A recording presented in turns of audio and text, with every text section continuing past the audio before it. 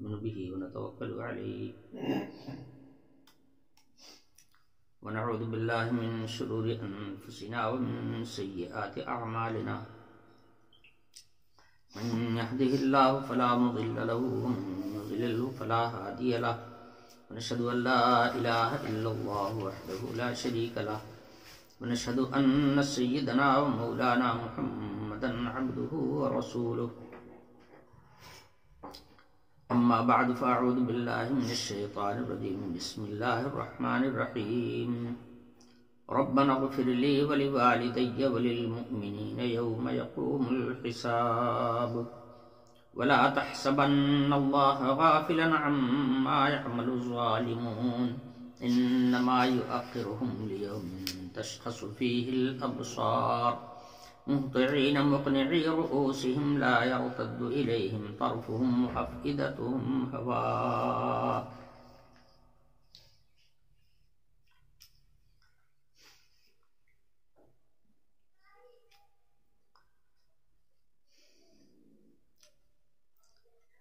اس رکوع کی ابتدائی آیات میں حضرت ابراہیم علیہ السلام کی دعا کا ذکر ہے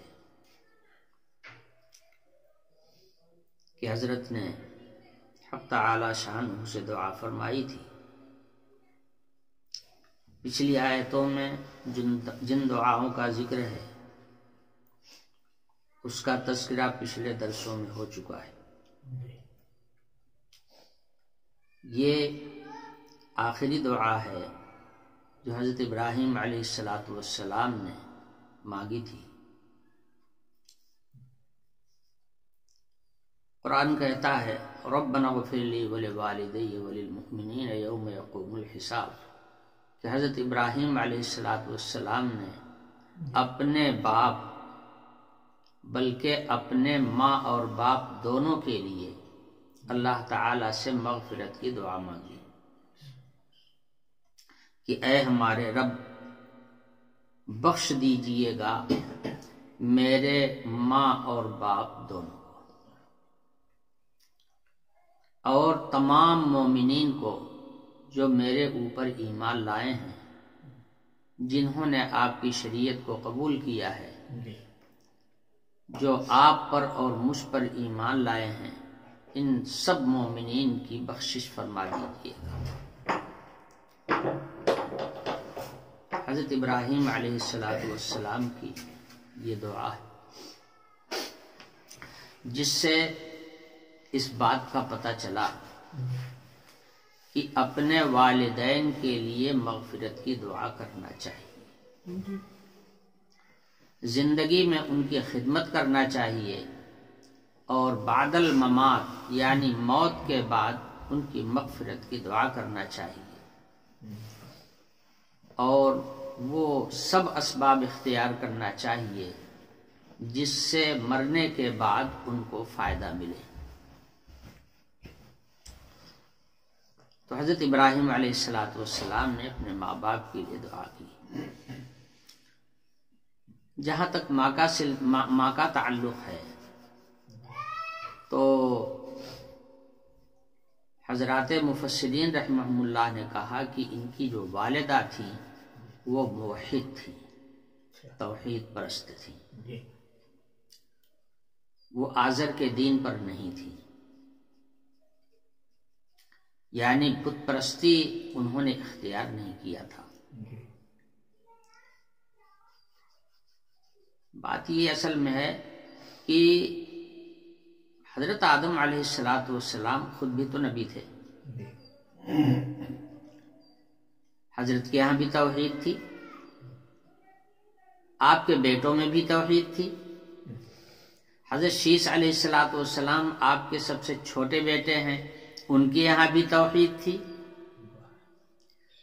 تو پڑھنے پڑھانے کا اور علم کے منتقل کرنے کا بھلے کوئی ذریعہ نہیں تھا، لیکن دیکھا دیکھی سنا سنی سے رسما رسمی طور پر توحید کسی نہ کسی درجے میں ہر زمانے میں رہی ہے۔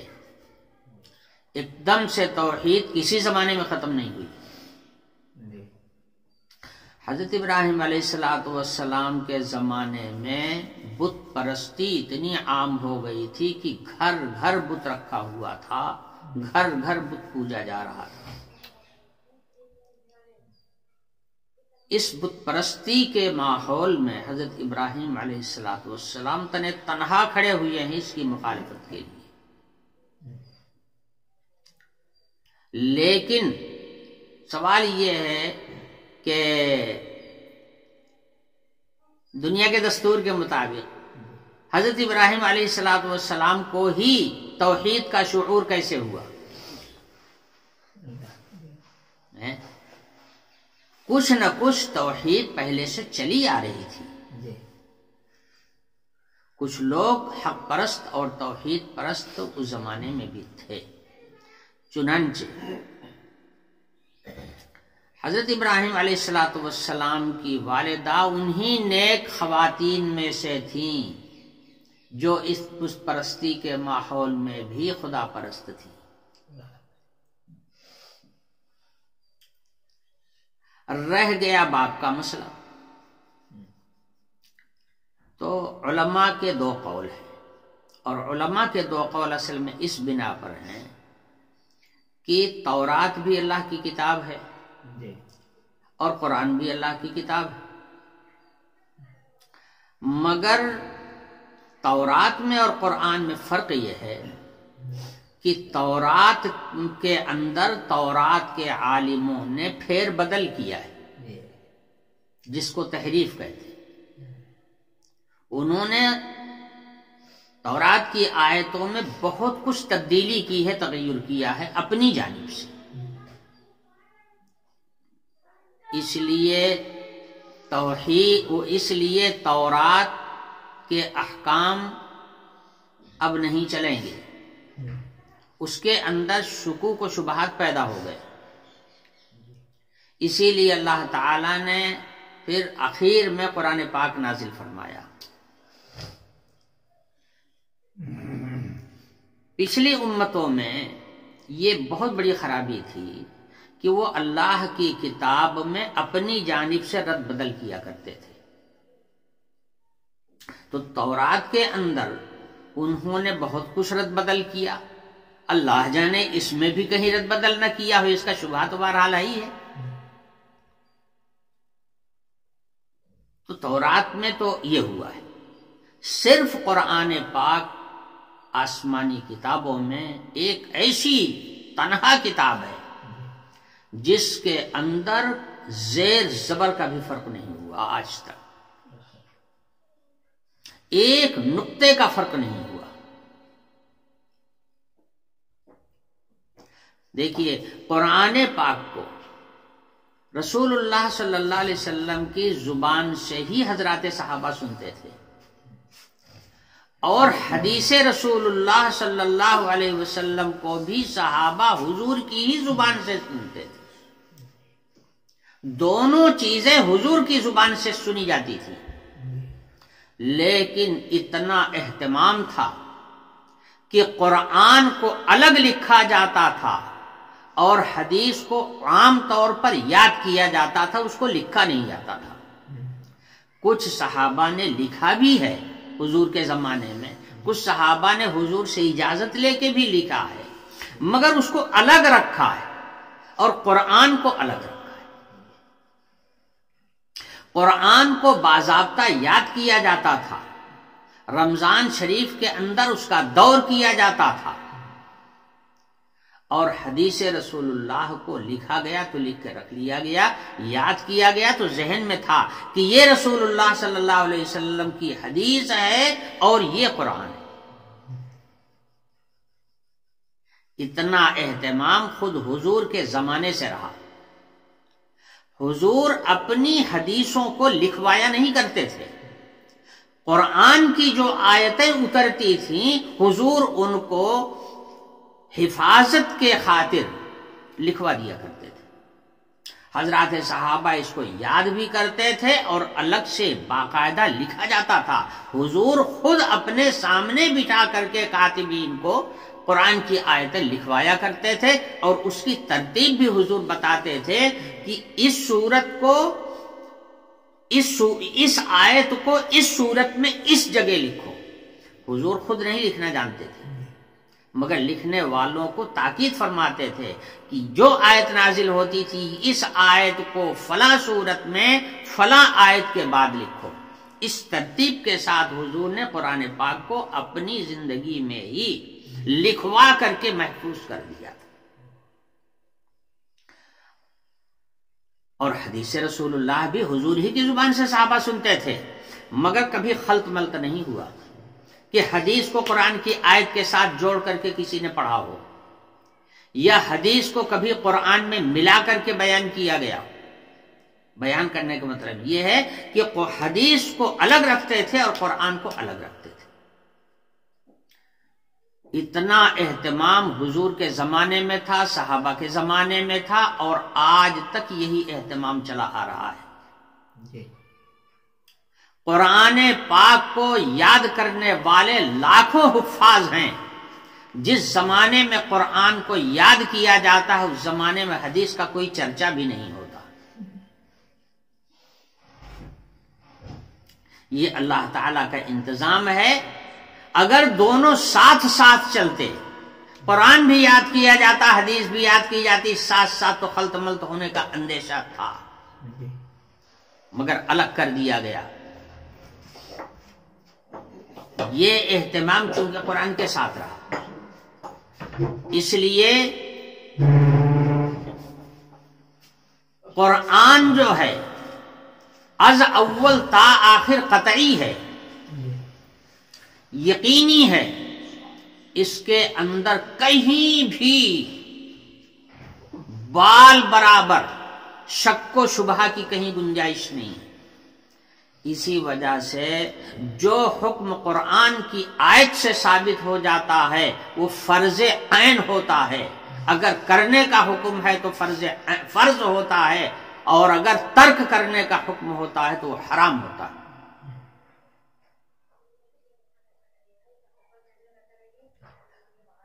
تو میں یہ کہہ رہا تھا کہ تورات بھی اللہ کی کتاب ہے، قرآن بھی اللہ کی کتاب ہے، مگر تورات کے اندر تغیرات ہوئے ہیں.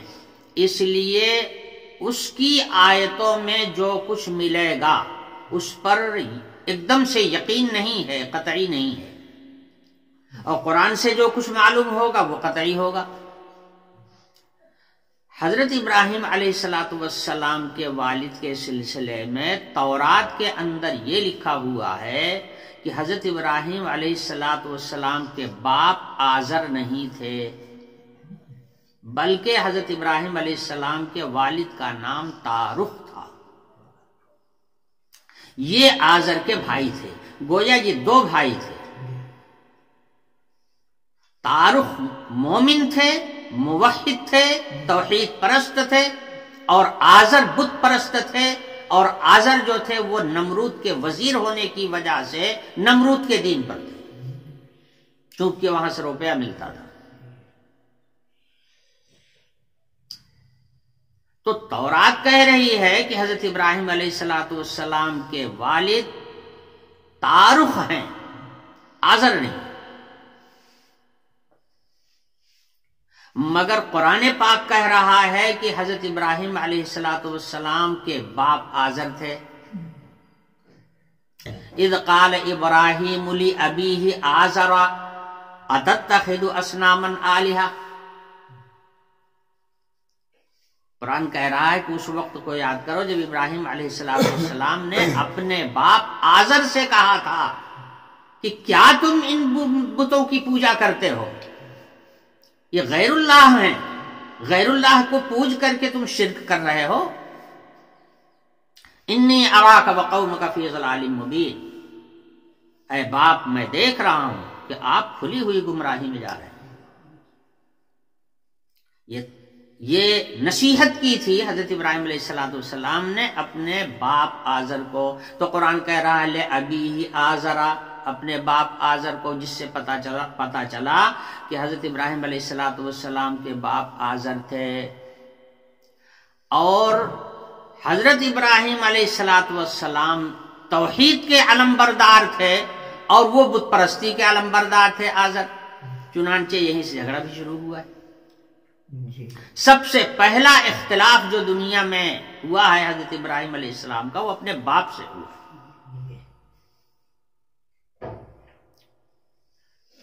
قرآن کے اس بیان سے پتا چلا کہ آزر حضرت ابراہیم علیہ السلام کے باپ تھے۔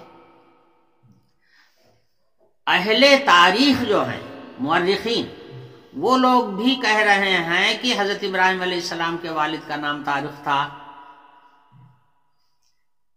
تاریخ نگاروں نے بھی یہی بات کہی ہے۔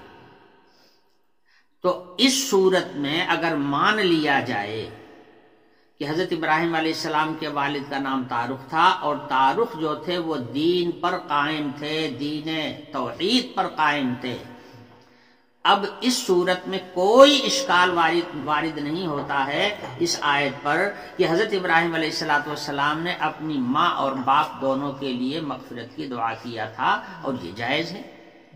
ہر آدمی کو چاہیے کہ اپنے والدین کے لیے مغفرت کی دعا کرے۔ لیکن اگر قرآن کے بیان کے مطابق مان لیا جائے اس بات کو کہ آزر حضرت ابراہیم علیہ السلام کے باپ تھے، تو آزر چونکہ مشرک تھے، اور مشرک ماں باپ کے لیے مغفرت کی دعا کرنا جائز نہیں۔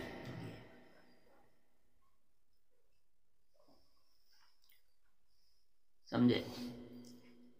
قرآن پاک میں آیت نازل ہوئی، اس آیت کا شان نزول کیا ہے؟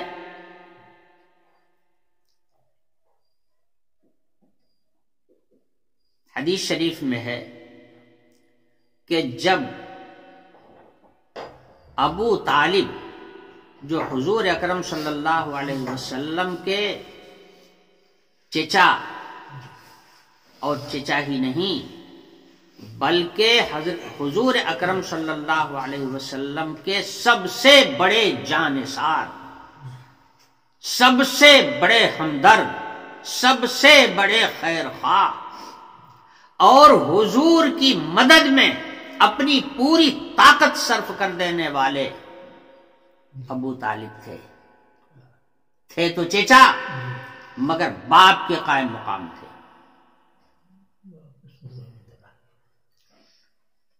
عبداللہ حضور کے والد تھے، پیدائش کے پہلے ہی انتقال ہو گیا تھا، حضور یتیم پیدا ہوئے تھے، اس وقت حضور پیٹ میں تھے اور عبداللہ کا انتقال ہو چکا تھا۔ دادا موجود تھے عبد المطلب۔ عبد المطلب نے حضور اکرم صلی اللہ علیہ وسلم کی پرورش فرمائی،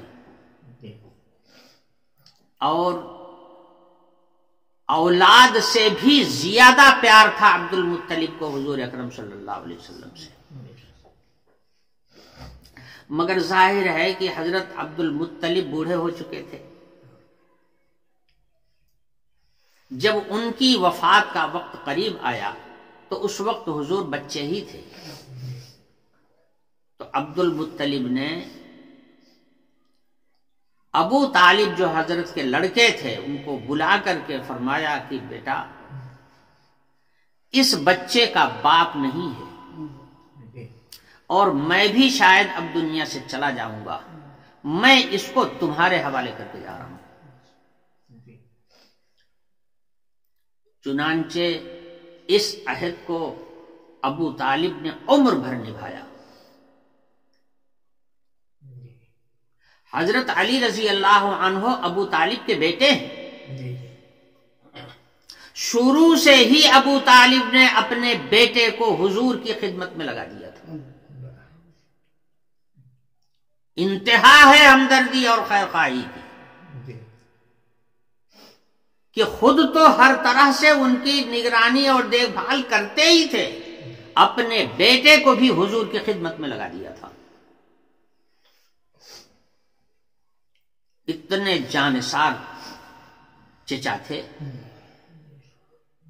ان کی زندگی میں حضور کے اوپر آنچ نہیں آنے پائی۔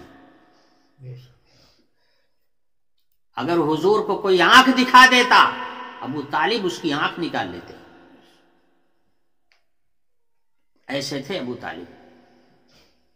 جب ابو طالب کو حضور سے اتنا پیار تھا تو کیا حضور اکرم صلی اللہ علیہ وسلم کو اپنے چچا سے محبت نہیں تھی؟ یقیناً بے پناہ محبت تھی. ابو طالب ہمیشہ حضور کی مدد کرتے رہے اور حضور کی حفاظت میں اپنی طاقت صرف کرتے رہے. انتہا تو تب ہو گئی جب قریش مکہ نے حضور اکرم صلی اللہ علیہ وسلم اور حضور کے ساتھیوں کا بائیکاٹ کیا اور 3 سال حضور اکرم صلی اللہ علیہ وسلم اپنے خاندان کے ساتھ شعب ابی طالب میں رہے. گھاٹی تھی جس کا نام تھا شعب ابی طالب.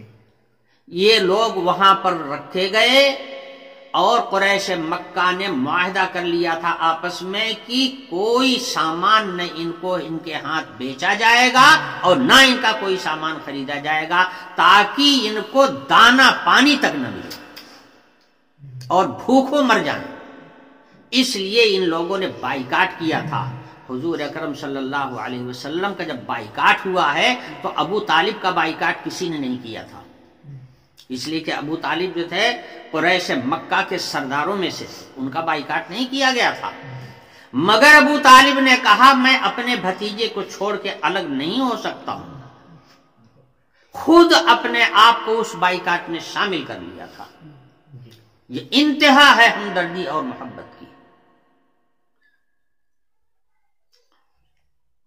ابو طالب رہے. حضور اکرم صلی اللہ علیہ وسلم کی ہجرت سے 3 سال پہلے جب ابو طالب کے بیمار ہوئے اور آثار سے محسوس ہونے لگا کہ اب ان کا آخری وقت ہے، تو ایسے وقت میں تمام دیکھنے والے لوگ آتے ہیں. حضور بھی پہنچے اور حضور سے پہلے ابو جہل اور عبداللہ بن امیہ وہاں بیٹھے ہوئے تھے. حضور سمجھ گئے کہ اب چچا کا آخری وقت ہے. ابو طالب کے سامنے گئے اور کہا کہ چچا، لا الہ الا اللہ محمد الرسول اللہ، اسلام کا کلمہ، جس کلمے کو پڑھ کر کے کوئی آدمی دین اسلام میں داخل ہوتا ہے، وہ کلمہ آپ پڑھ لیجئے تاکہ کل قیامت کے دن میں اللہ تعالی کے سامنے دلیل پیش کر سکوں، میں اللہ کے سامنے آپ کے لیے گواہی دے سکوں. آپ لا الہ الا اللہ محمد رسول اللہ کا اقرار کر لیجئے. ابو جہل اور عبداللہ بن امیہ پہلے سے بیٹھے ہوئے تھے. انہوں نے ابو طالب سے کہا کہ ابو طالب، کیا باپ دادا کا دین چھوڑ کر کے بھتیجے کے دین میں چلے جاؤ گے؟ ابو طالب خاموش ہو گئے. حضور نے پھر کہا، چچا کہہ دیجئے ایک دفعہ لا الہ الا اللہ محمد الرسول اللہ، میں اللہ کے سامنے گواہی دے سکوں آپ کی. پھر بول پڑے ابو جہل اور عبداللہ بن ابی امیہ. وہی بات کہ کیا بھتیجے کے کہنے پر مرنے کے وقت میں دین بدل دو گے؟ باپ دادا کا جو دین تھا، جو عبد المطلب کا جو دین تھا، کیا اس دین کو چھوڑ دو گے؟ پھر ابو طالب خاموش ہو گئے. حضور نے پھر کہا تو ابو جہل وغیرہ نے پھر وہی بات دہرائی. آخر کار ابو طالب نے کہا، علی دین عبد المطلب. ایک روایت میں تو یہ ہے، ایک روایت میں یہ ہے کہ ابو طالب نے حضور سے مخاطب ہو کر کے کہا کہ بیٹا، اگر مجھے یہ خوف نہ ہوتا کہ لوگ میرے مرنے کے بعد کہیں گے کہ ابو طالب بڑا بہادر تھا مگر مرنے کے وقت میں موت کے خوف سے اپنے باپ دادا کے دین کو چھوڑ کر کے بھتیجے کے دین میں داخل ہو گیا. مجھے اندیشہ ہے کہ میرے مرنے کے بعد لوگ کہیں گی یہ میرے لیے رسوائی کی بات ہے. اگر یہ بات نہ ہوتی تو لَأَقْرَرْتُ عَيْنَكَ، بیٹا میں تمہاری آنکھیں ٹھنڈی کر دیتا ہوں، یعنی میں یہ دین اسلام قبول کر لیتا.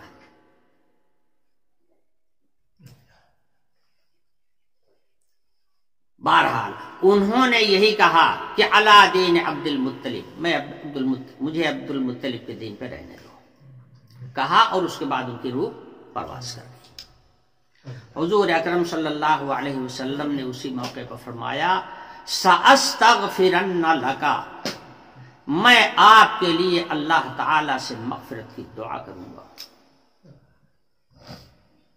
ایک حدیث میں ہے جس کو امام بخاری نے نقل کیا ہے، حضور نے فرمایا لعلہ ینفعہ شفاعتی، مجھے امید ہے کہ میری شفاعت ان کے سلسلے میں اللہ تعالی قبول فرمائے گا. چونکہ حضور نے اس موقع پہ کہا تھا لأستغفرن لک. شارحین حدیث کہتے ہیں کہ اسی موقع پر یہ آیت نازل ہو گئی ما کان للنبی والذین آمنوا ان یستغفروا للمشرکین ولو کانوا اولی قربا من بعد ما تبین لهم انہم اصحاب الجحیم. کسی نبی کے لیے اور کسی مومن کے لیے یہ جائز نہیں ہے کہ اپنے مشرک ماں باپ کے لیے مغفرت کی دعا کرے، چاہے وہ کتنا ہی عزیز اور کتنے ہی قریبی رشتہ دار کیوں نہ ہو. ولو کانوا اولی قربا، چاہے وہ ایک دم اپنے قریبی عزیز ہی کیوں نہ ہو. بعد اس کے کہ یہ بات معلوم ہو گئی کہ ان کا خاتمہ ایمان پر نہیں ہوا ہے، کفر و شرک پر ان کا خاتمہ ہوا ہے.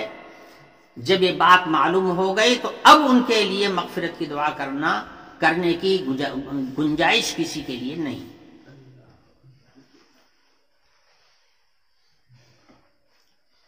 ایک تشریح تو یہ کی گئی ہے اس آیت کے شان نزول میں، اور ایک طبقہ ایسا بھی ہے شارحین کا یا مفسرین کا کہہ لیجیے کہ انہوں نے یہ کہا کہ حضور اکرم صلی اللہ علیہ وسلم کی یہ دل کی خواہش تھی کہ میں اپنی والدہ کے لیے استغفار کروں. حضرت عبداللہ بن مسعود رضی اللہ عنہ کہتے ہیں، یہ روایت حاکم نے بھی نقل کی ہے اور بیہقی نے دلائل النبوت میں ذکر کی ہے. حضرت عبداللہ بن مسعود رضی اللہ عنہ کہتے ہیں کہ میں حضور کے ساتھ تھا. حضور ایک قبرستان میں تشریف لے گئے، مجھے باہر بٹھا دیا اور خود قبریں پھاندتے ہوئے اندر گئے اور ایک قبر کے پاس بیٹھ گئے. حضور بیٹھ کر کے کافی دیر تک کچھ کرتے رہے، کچھ بولتے رہے، لیکن مجھے آواز نہیں آ رہی تھی کہ کیا ہو رہا ہے اور کیا کہہ رہے ہیں. بہت دیر تک بیٹھے رہے اور اس کے بعد حضور روتے ہوئے اٹھے. جب میں نے حضور کو روتے ہوئے دیکھا تو میں بھی رونے لگا. اتنے میں حضرت عمر آ گئے. انہوں نے جب مجھ کو اور حضور کو روتے ہوئے دیکھا تو وہ بھی رونے لگے.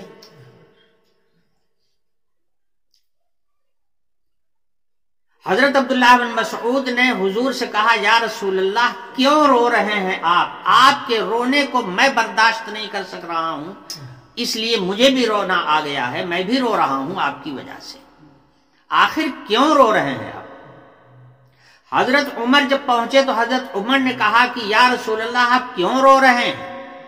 میں تو گھبرا گیا ہوں آپ کا رونا دیکھ کر کے. حضرت عمر بھی رونے لگے.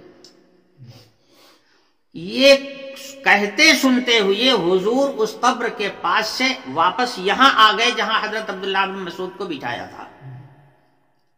حضور نے فرمایا کہ میں نے اللہ تعالی سے اجازت مانگی تھی کہ میری والدہ کی قبر پر مجھے جانے کی اجازت دی جائے، اللہ پاک نے مجھے میری والدہ کی قبر پر جانے کی اجازت دیا، اور یہ قبر جس پر میں بیٹھا ہوا تھا اتنی دیر سے وہ قبر میری والدہ آمنہ بنت وہب کی ہے۔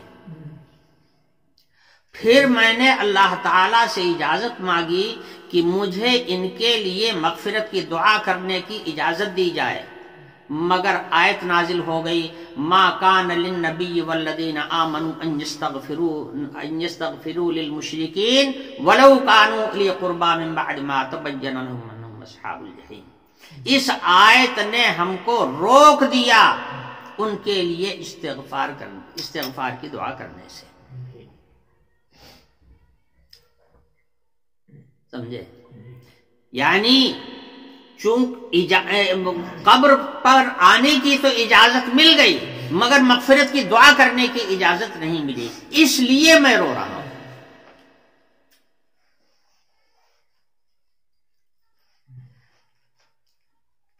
اس روایت سے ان حضرات نے جنہوں نے اس روایت کو نقل کیا ہے یہ استدلال کیا ہے کہ جن لوگوں کی وفات اسلام پر نہیں ہوئی ہے ان کے لیے مغفرت کی دعا کرنے کی اجازت نہیں ہے۔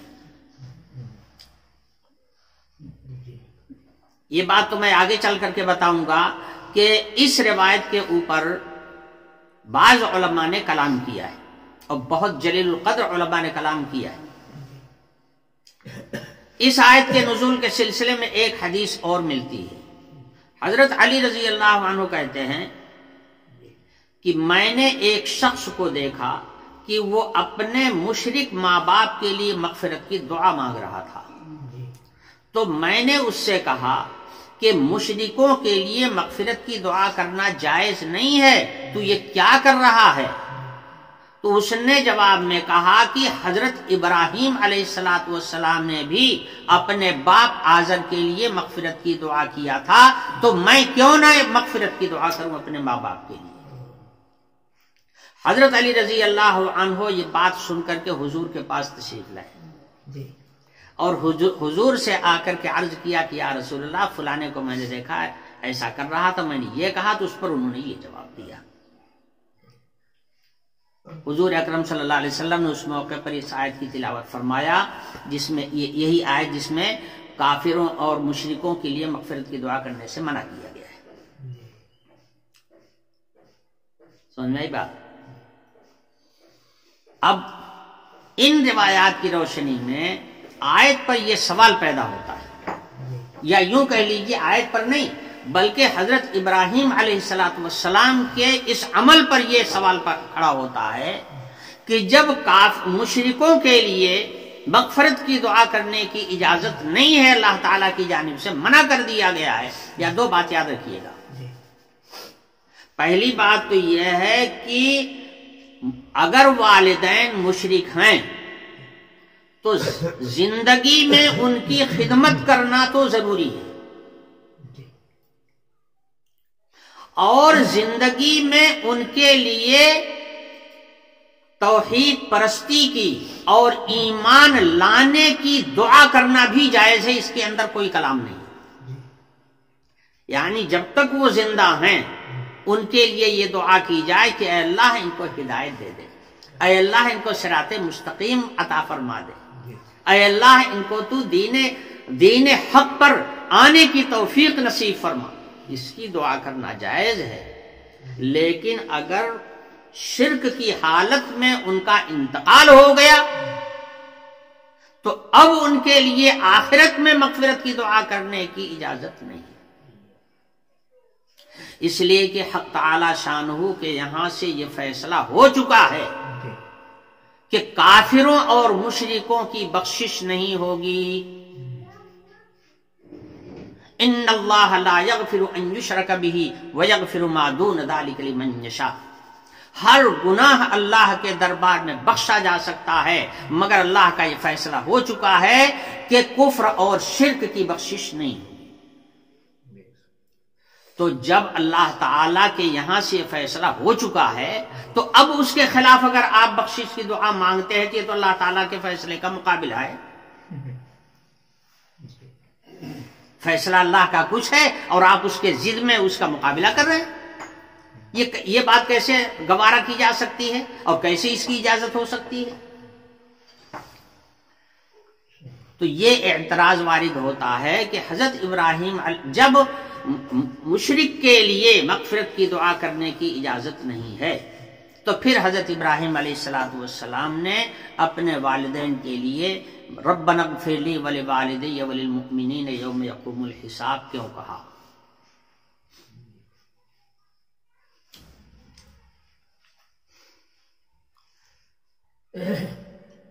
حضرت ابراہیم علیہ السلام، اب یہاں پر سوال یہ ہے، یہ کیسے معلوم ہوا کہ حضرت ابراہیم علیہ السلام نے اپنے مشرک باپ کے لیے مغفرت کی دعا حالت شرک میں مرنے کے بعد کیا تھا؟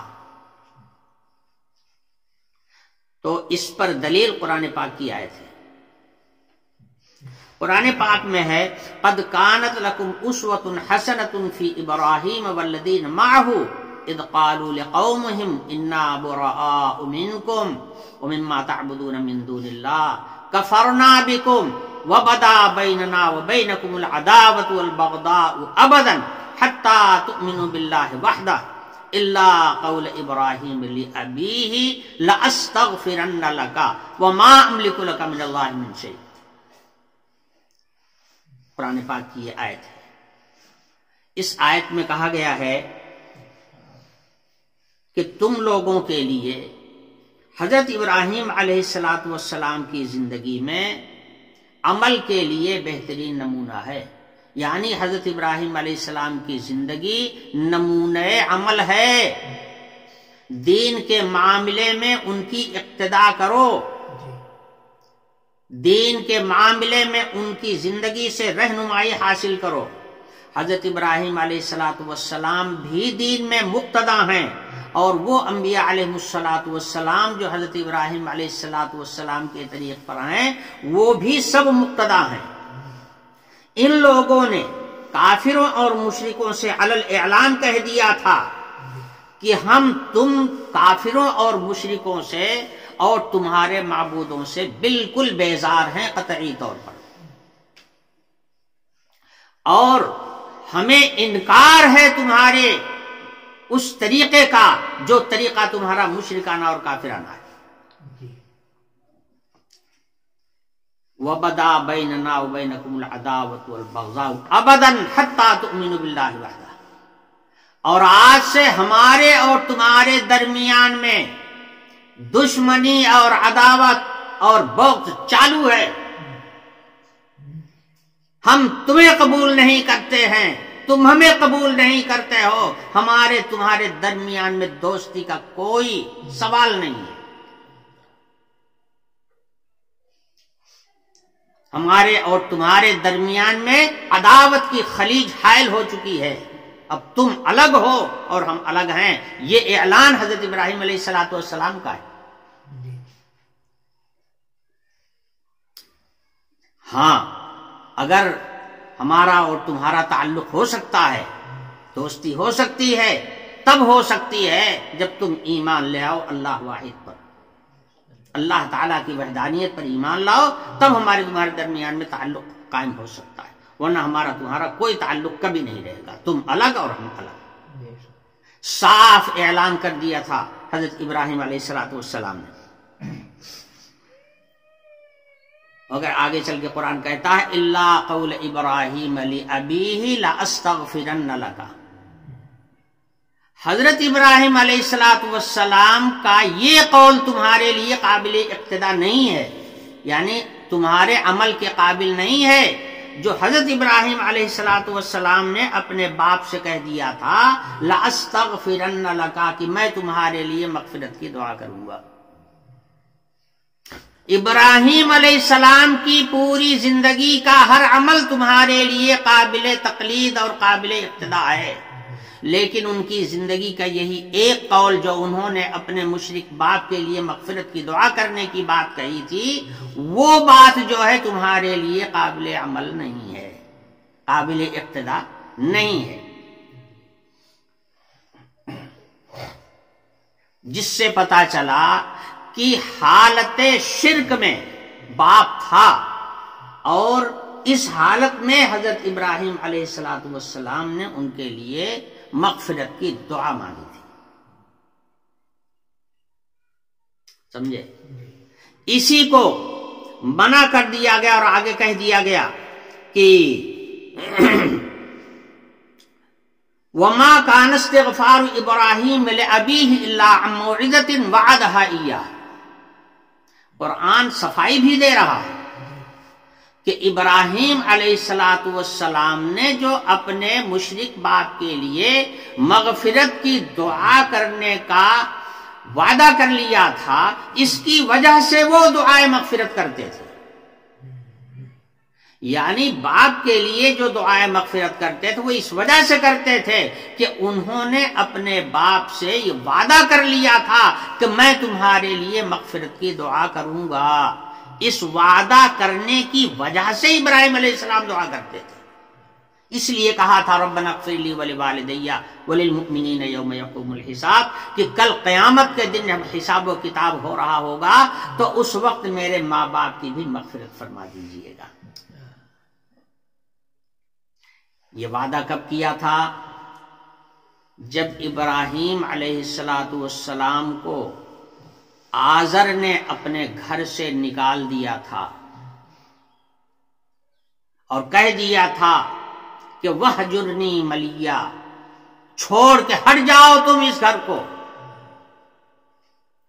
تو حضرت ابراہیم علیہ السلام جب گھر چھوڑ کر کے نکل رہے تھے اور ہجرت کے لیے کمر باندھا تھا تو یہ کہہ کر کے نکلے تھے سلام علیک ساستغفر لک ربی، آپ سلامت رہیں، میں جا رہا ہوں، آپ کے لیے میں اللہ تعالی سے مغفرت کی دعا کرتا رہوں گا.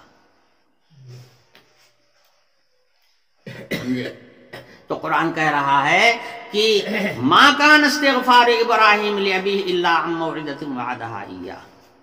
حضرت ابراہیم علیہ السلام نے اپنے مشرک باپ کے لیے جو مغفرت کی دعا کیا تھا تو اس وعدے کی وجہ سے کیا تھا جو گھر سے نکلتے وقت اللہ اپنے باپ سے حضرت ابراہیم علیہ السلام نے وعدہ کر لیا تھا کہ میں تمہارے لیے بخشش کی دعا کروں گا.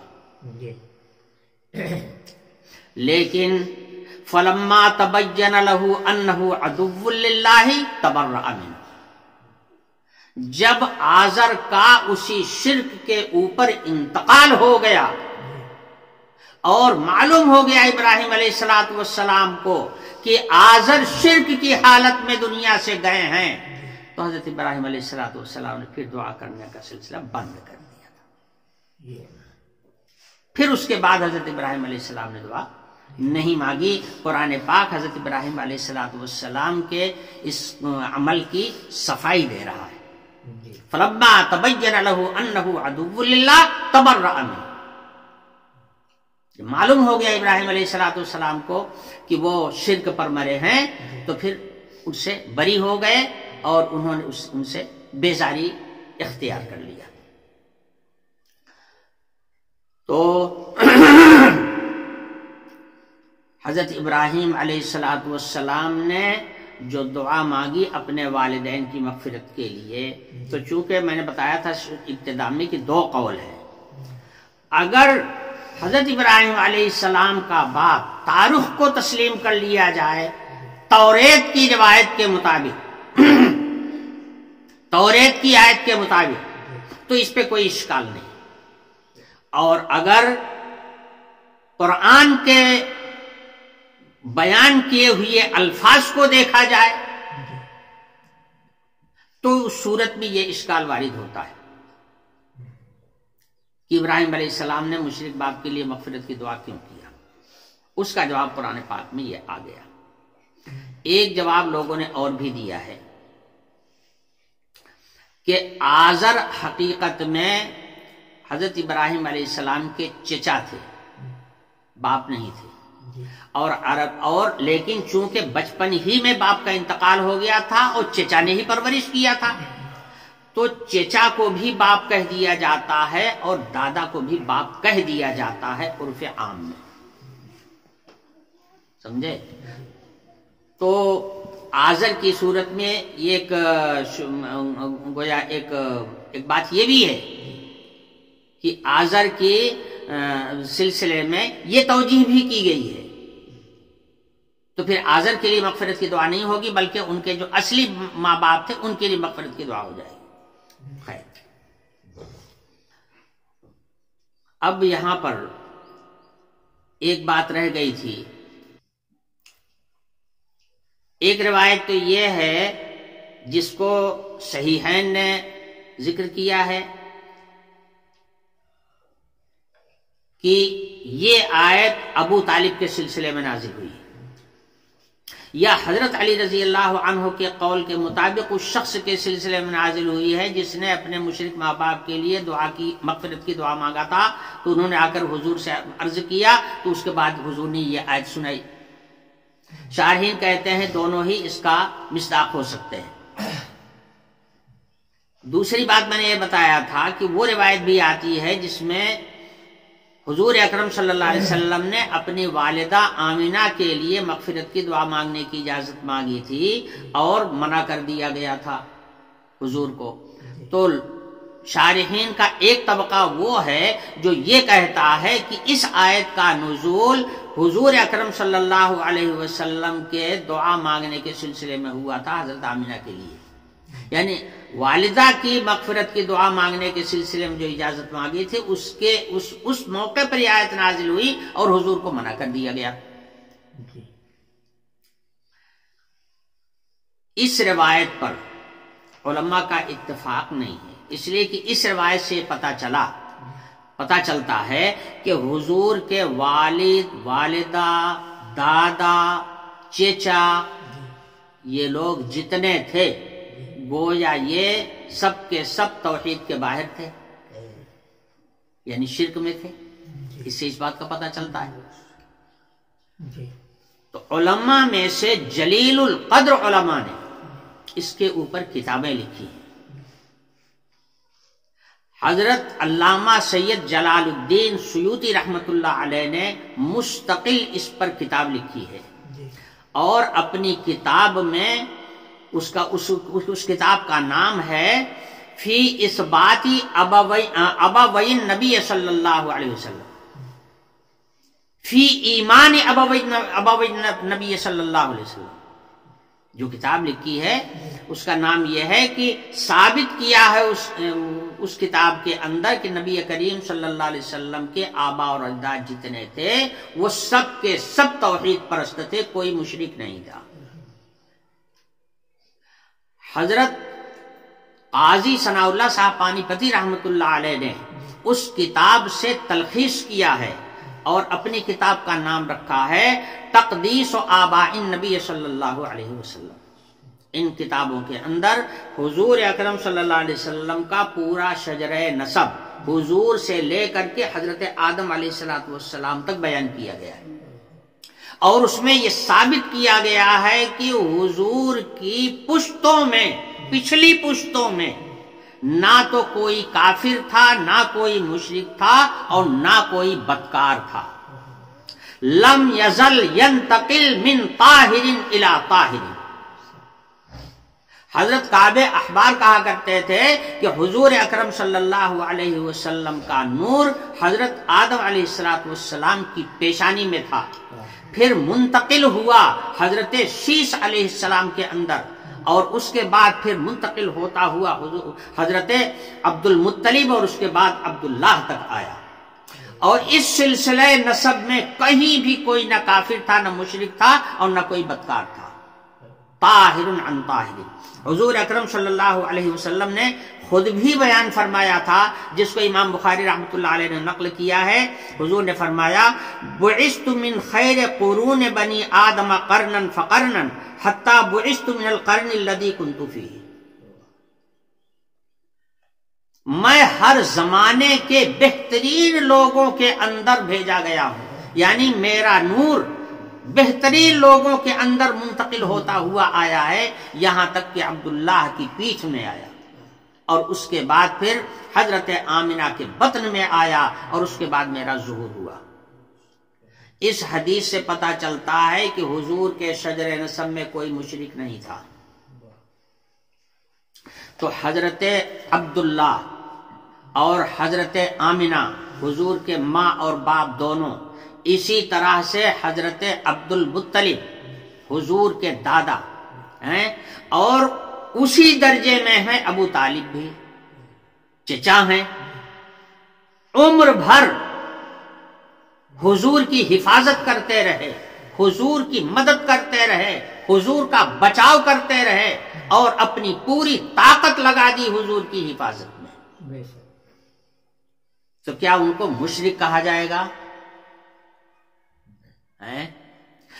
عبد المطلب کے سلسلے میں ایک روایت بھی ملتی ہے کہ عبد المطلب نے اپنے بڑھائی کے آخری مراحل میں اپنی باندی ام ایمن کو بلا کر کے کہا کہ ام ایمن، ان کو برکت کا لفظ دیا انہوں نے کہا کہ اے برکت، میرے اس بیٹے کی جانب سے کبھی غافل نہ ہونا، اس لیے کہ میں نے اس کو ایک دن دیکھا کہ بیر کے پاس، بیری کا کوئی پیڑ تھا، بیری کے پاس میں یہ بچوں کے ساتھ کھیل رہا تھا۔ ایک عالم پچھلی کتابوں کا، اہل کتاب میں سے ایک عالم ادھر سے گزرا، اس نے اس بچے کو دیکھ کر کے کہا تھا ہذا نبی ہذہ الامہ، کہ یہ لڑکا جو ہے وہ اس امت کا نبی ہونے والا ہے، اس لیے اس بچے کی پوری حفاظت کرنا، اس کی نگرانی رکھنا۔ عبد المطلب کو حضور کا فکر بہت زیادہ رہا، باندی کو بھی اس کی تاکید کی اور اپنے بیٹے ابو طالب کو بھی اس کی تاکید کی۔ جو آدمی حضور اکرم صلی اللہ علیہ وسلم سے اس طرح سے سو جان سے فدا ہو، کیا اس کو مشرک کہہ دیا جائے گا؟ سوال یہ ہے کہ اگر مشرک نہیں تھے تو مومن کیسے تھے؟ لا الہ الا اللہ محمد رسول اللہ کا اقرار نہیں کیا تھا؟ اس کا جواب حضرت قاضی صاحب رحمۃ اللہ علیہ نے دیا ہے، فرمایا کہ یہ زمانہ فطرت کا زمانہ تھا، اور فطرت کہتے ہیں دو نبیوں کے بیچ کا زمانہ، ایک نبی گزر گیا، اگلا نبی ابھی نہیں آیا، درمیان میں جو وقت ہے یہ فطرت کا زمانہ کہلاتا ہے۔ تو ان حضرات کا زمانہ فطرت کا زمانہ ہے، حضرت عیسیٰ اور حضور اکرم صلی اللہ علیہ وسلم کے بیچ کا زمانہ ہے، اور فطرت کے زمانے میں صرف توحید کا قائل ہونا ایمان کے لیے کافی ہوتا ہے۔ چونکہ رسول اللہ اس وقت ہوتے نہیں ہیں، اس لیے محمد رسول اللہ کے اقرار ضروری نہیں ہے، صرف لا الہ الا اللہ کے اقرار کافی ہے۔ سمجھے؟ اگر آپ عبد المطلب کو، ابو طالب کو مشرک کہہ دیتے ہیں تو بتائیے ورقہ ابن نوفل کو آپ کیا کہیں گے؟ جب حضور اکرم صلی اللہ علیہ وسلم پر وحی کی شروعات ہوئی تو اس کے مستقل حالات ہے جس کو اپنے وقت پر میں انشاءاللہ بیان کروں گا کسی موقع پر، یہاں تو مختصراً بتاتا ہوں آپ کو۔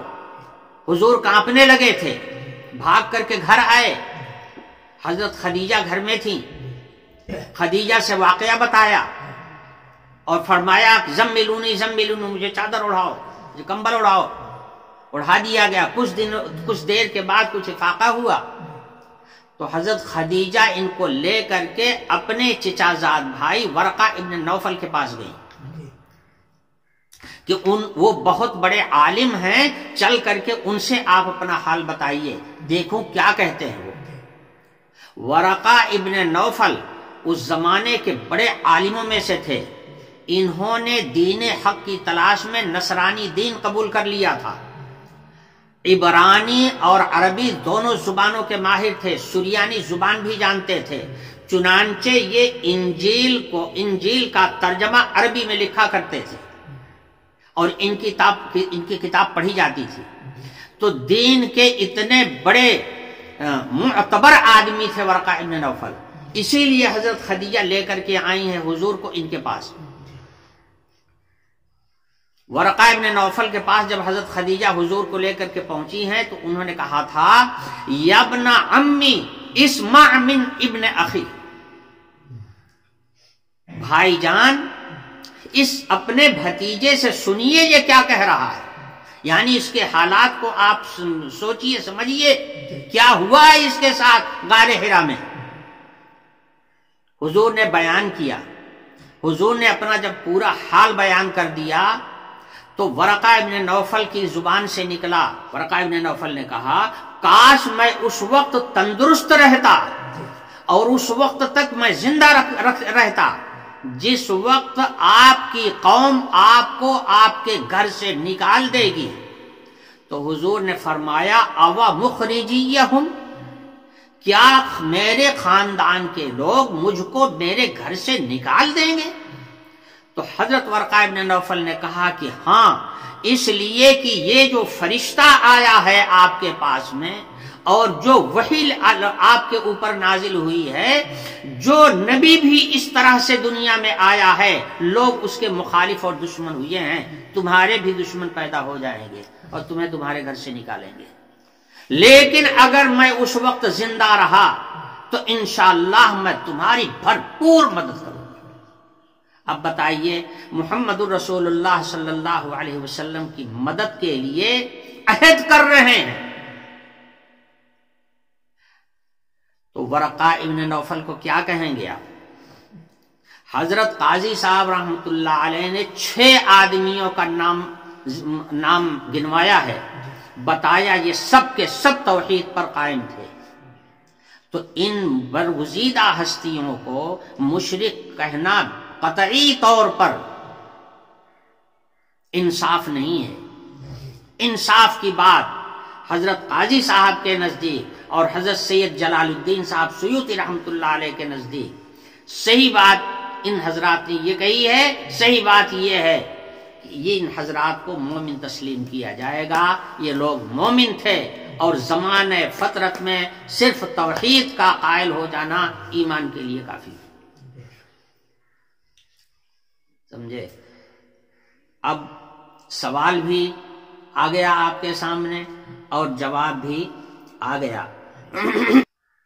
ہاں، حضرت فرماتے ہیں فلا يمكن ان يكون كافر في سلسلة آبائه صلی اللہ علیہ وسلم، حضور اکرم صلی اللہ علیہ وسلم کے آبا اور اجداد میں اور زمانہ فطرت کے ان موحدین میں کوئی کافر اور مشرک نہیں تھا، یہ سب کے سب مومن تھے اور عند اللہ یہ مومن ہیں، اس لیے نہ ابو طالب کو جہنمی کہا جا سکتا ہے، نہ حضور کے ماں باپ کو کہا جا سکتا ہے، نہ حضور کے دادا کو کہا جا سکتا ہے، اور نہ حضور کے آبا اور اجداد جو پیچھے کے ہیں ان کو ہی کہا جا سکتا ہے۔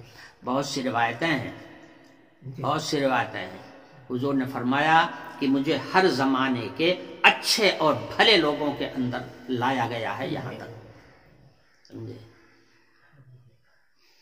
یہ ہے تفصیل ربنا اغفر لی ولوالدی وللمؤمنین یوم یقوم الحساب۔ حضرت ابراہیم علیہ السلام نے دعا فرمائی کہ اللہ تعالیٰ میرے والدین کی مغفرت کیجئے گا اور تمام مومنین کی مغفرت کیجئے گا اس وقت جس وقت لوگ حساب کے لیے کھڑے ہوں گے، یعنی قیامت کے دن۔ پتہ چلا حضرت ابراہیم علیہ السلام کی شریعت میں بھی قیامت سے ڈرایا جاتا تھا اور حساب کتاب کا تصور حضرت ابراہیم علیہ السلام کی شریعت میں بھی تھا۔ یہ سب مضامین جو اسلام میں آئے ہیں یہ دین ابراہیمی میں بھی تھے، دین ابراہیمی میں بھی تھے اور اسلام میں بھی ہیں۔ حضور نے تو فرمایا ہی تھا کہ میں دین ابراہیمی کی تجدید کرنے کے لیے آیا ہوں، جو خامیاں اس دین میں پیدا ہو گئی تھیں ان خامیوں کو اجاگر کر کے ان کو ختم کر کے اور اس کو صحیح رنگ روپ میں لانے کے لیے اللہ تعالیٰ نے مجھ کو بھیجا ہے۔ اللہ تعالیٰ ہم کو اور آپ کو سب کو شریعت اسلام پر قائم دائم رکھیں اور صراط مستقیم پر گامزن رہنے کی توفیق نصیب فرمائیں۔ وآخر دعوانا الحمدللہ رب العالمین۔